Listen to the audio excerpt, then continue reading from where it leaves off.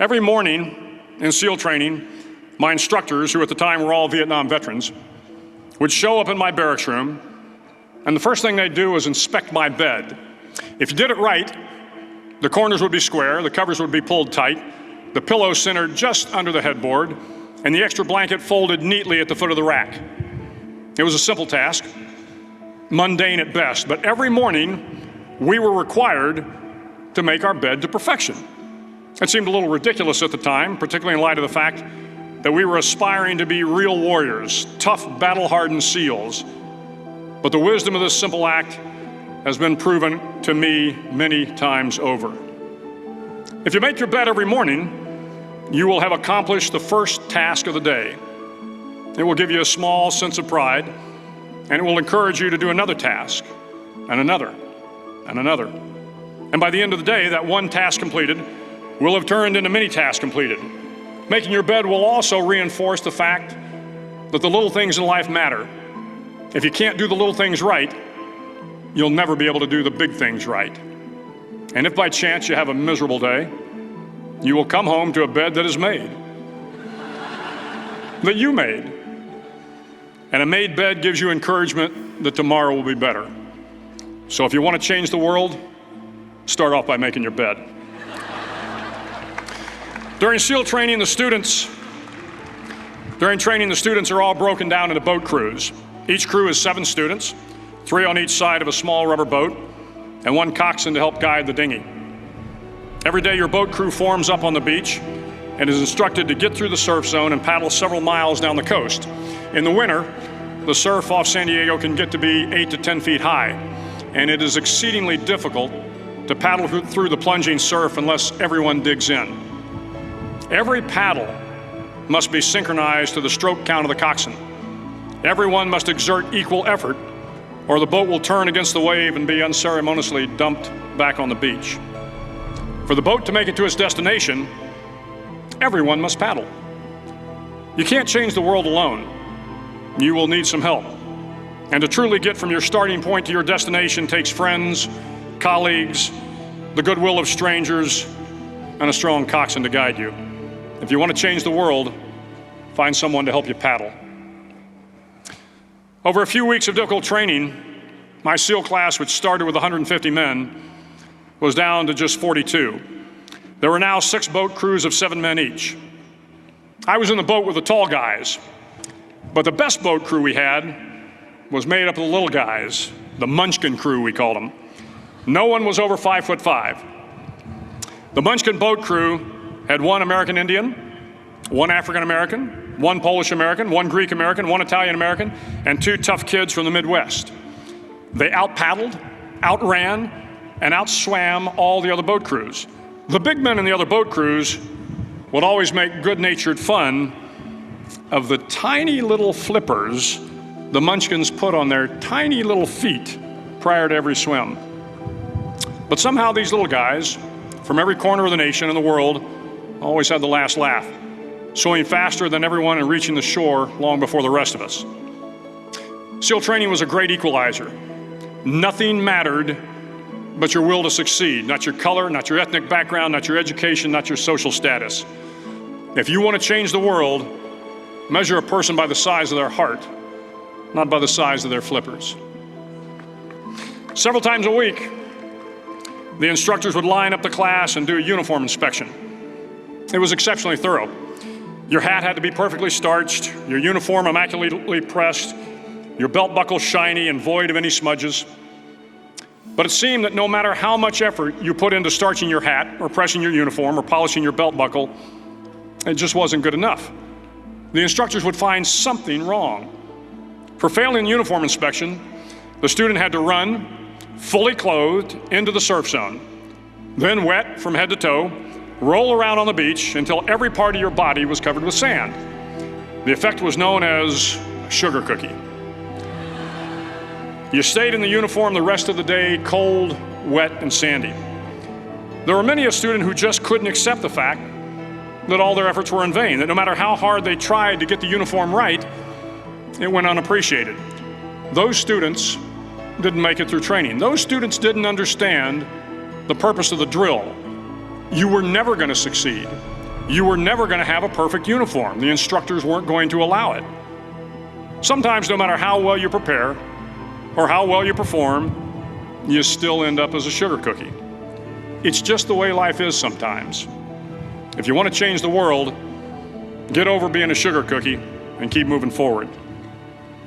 Every day during training, you were challenged with multiple physical events: long runs, long swims, obstacle courses, hours of calisthenics, something designed to test your mettle. Every event had standards, times you had to meet. If you failed to meet those times, those standards, your name was posted on a list, and at the end of the day, those on the list were invited to a circus. A circus was 2 hours of additional calisthenics, designed to wear you down, to break your spirit, to force you to quit. No one wanted a circus. A circus meant that for that day, you didn't measure up. A circus meant more fatigue, and more fatigue meant that the following day would be more difficult and more circuses were likely. But at some time during SEAL training, everyone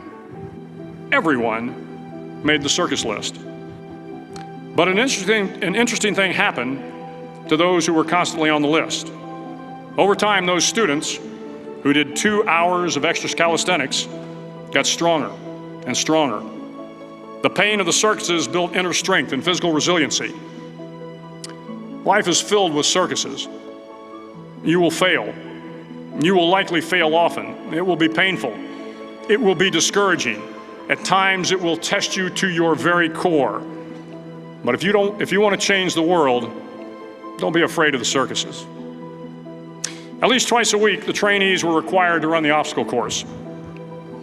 The obstacle course contained 25 obstacles, including a 10-foot wall, a 30-foot cargo net, a barbed wire crawl, to name a few. But the most challenging obstacle was the slide for life. It had a 3-level, 30-foot tower at one end and a 1-level tower at the other. In between was a 200-foot long rope. You had to climb the 3-tiered tower, and once at the top, you grabbed the rope, swung underneath the rope, and pulled yourself hand over hand until you got to the other end. The record for the obstacle course had stood for years when my class began in 1977. The record seemed unbeatable until one day a student decided to go down the slide for life head first.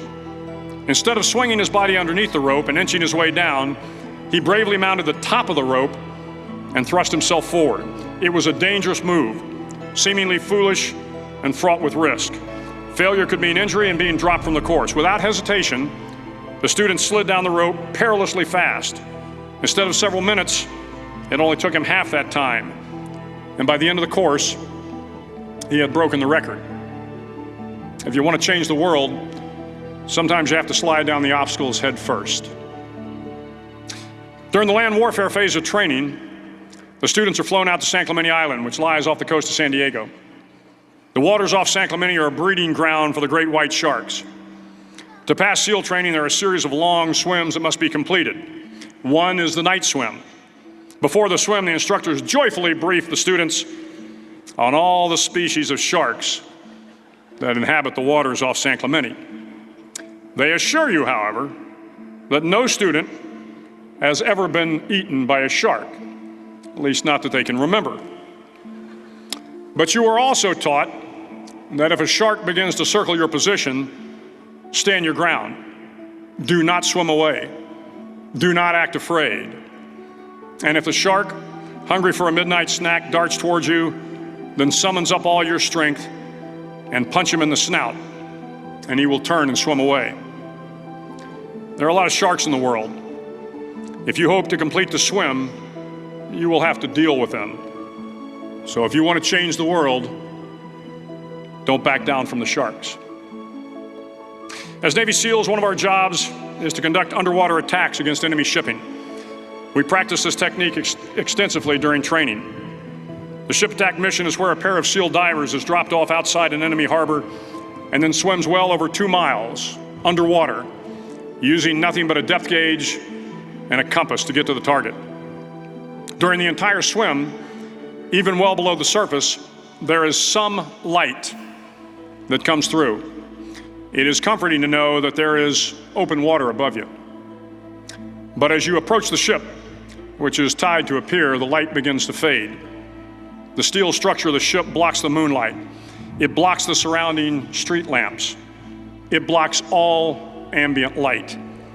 To be successful in your mission, you have to swim under the ship and find the keel, the center line, and the deepest part of the ship. This is your objective. But the keel is also the darkest part of the ship, where you cannot see your hand in front of your face, where the noise from the ship's machinery is deafening, and where it gets to be easily disoriented, and you can fail. Every SEAL knows that under the keel, at that darkest moment of the mission, is a time when you need to be calm, when you must be calm, when you must be composed, when all your tactical skills, your physical power, and your inner strength must be brought to bear.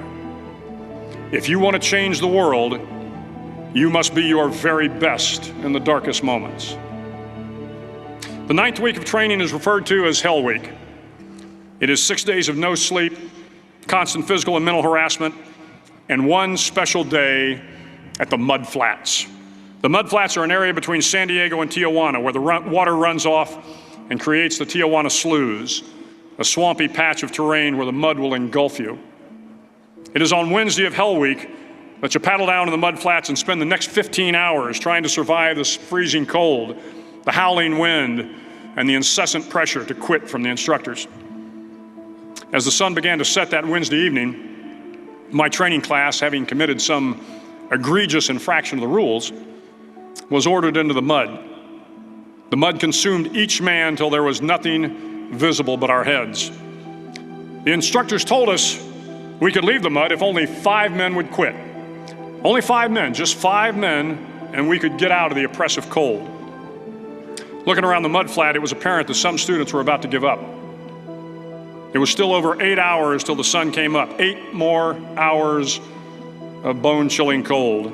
The chattering teeth and the shivering moans of the trainees were so loud, it was hard to hear anything. And then one voice began to echo through the night. One voice raised in song. The song was terribly out of tune, but sung with great enthusiasm. One voice became 2, and 2 became 3, and before long, everyone in the class was singing. The instructors threatened us with more time in the mud if we kept up the singing, but the singing persisted. And somehow the mud seemed a little warmer, and the wind a little tamer, and the dawn not so far away. If I have learned anything in my time traveling the world, it is the power of hope. The power of one person, a Washington, a Lincoln, King, Mandela, and even a young girl from Pakistan, Malala. One person can change the world by giving people hope. So if you want to change the world, start singing when you're up to your neck in mud. Finally, in SEAL training, there's a bell. A brass bell that hangs in the center of the compound for all the students to see. All you have to do to quit, is ring the bell. Ring the bell, and you no longer have to wake up at 5 o'clock. Ring the bell, and you no longer have to be in the freezing cold swims. Ring the bell, and you no longer have to do the runs, the obstacle course, the PT, and you no longer have to endure the hardships of training. All you have to do is ring the bell to get out.